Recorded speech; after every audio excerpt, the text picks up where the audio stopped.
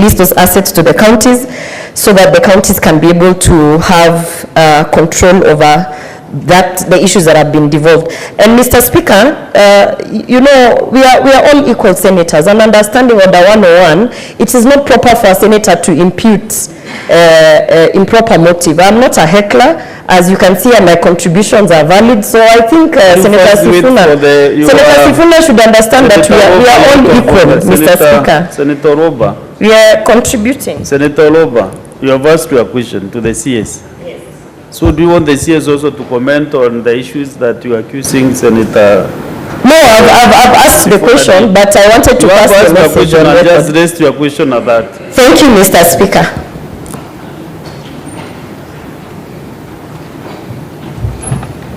Honorable CS.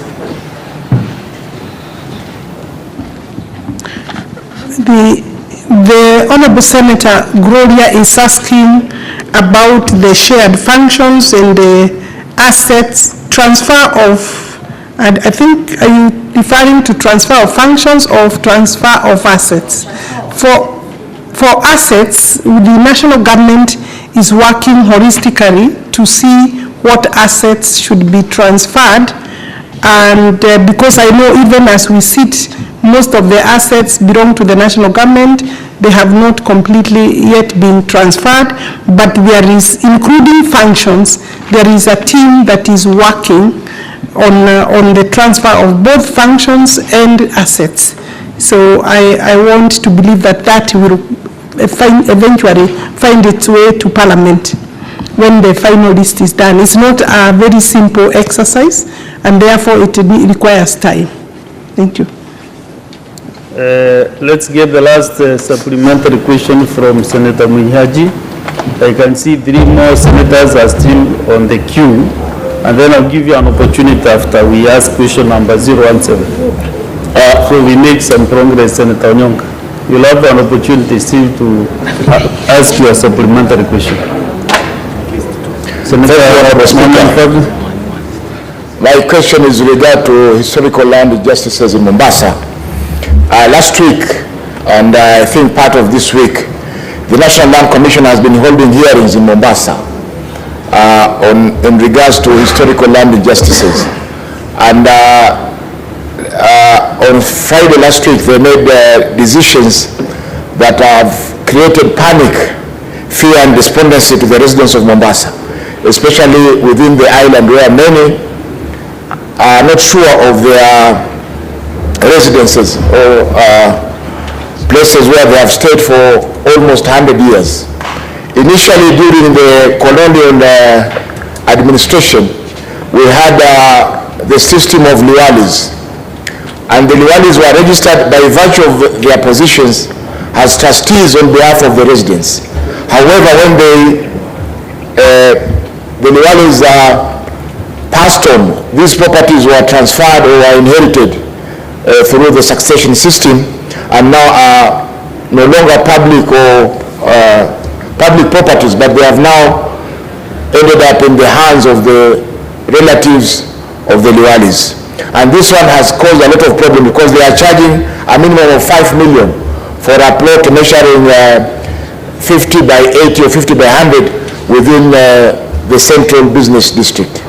So, Madam CS, we wanted to know what is the government doing to assure these residents of their residences, and also to resolve this long-standing problem that has affected Mombasa Island, and also part of Kisauni and parts of Changamwe and Likoni areas of Mombasa County. Thank you. Honorable CS. Honorable Speaker, the Honorable Senator, is it of Mombasa? Yes, has raised a very important question, and I believe that that question is not a supplementary question. It requires to be put in writing so that I can be able to respond to you, especially noting that the activities that you have referred to are activities being carried out by the National Land Commission. You know, National Land Commission is also an independent body, but we work together. Sometimes they are able to consult, and sometimes I'm also able to consult them. So I would, with the permission of the Speaker, I would request that that question be forwarded formally either through the Senate or directly to the Cabinet Secretary, and I try to answer, because it's not necessary that if I can answer, I don't have to come to answer it on the floor. So I would leave it to you, Honorable Senator, through the Speaker. I think Senator Mohamed Faki, that's a good guidance, because I also felt it's a weight matter that needs some good response. Mr. Speaker, I agree with the CS that we need to put in a separate question. However, I have another small supplementary on affordable houses, Mr. Speaker. You will ask me during the next question. Thank you. Because actually it is related to the question by Senator Mohamed Faki. So let us have question number 017 by the Senator from Marsabit County. Thank you very much, Honorable Speaker. Question 017. Could the Cabinet Secretary, one, indicate the respective value of each parcel of government-owned land that has been designated for the affordable housing projects in Nairobi, Mombasa, Nakuru, and Kisumu counties, and indicate how many of the said parcels are currently being or have been developed since 2017. 2, state the value of parcel of land assigned to respective developers for the construction of affordable housing, and could the Cabinet Secretary indicate the project cost per square meter of each housing unit, as well as the interest rate to be charged to buyers of those units. 3, state how many of the houses under the project are under public-private partnership arrangements, and could the Cabinet Secretary state the respective percentage contribution of the government vis-a-vis the developers. Number 4, halt all transactions involving public land until mutually beneficial formula to both the government and developers is agreed upon. Thank you very much, Honorable Speaker. Madam CS, respond to the 4 sections.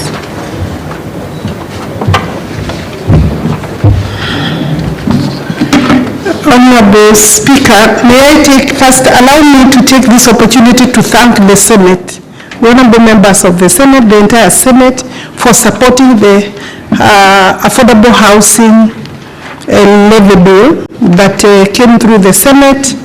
After an elaborate discussion, we have now a law that was assented to on 19th of March by His Excellency. Thank you very much for your participation and approval. Honorable Speaker, the question by the Honorable Senator from Marsabit, and I also appreciate that he's on board because he has even tendered an apology. We should be able to work together.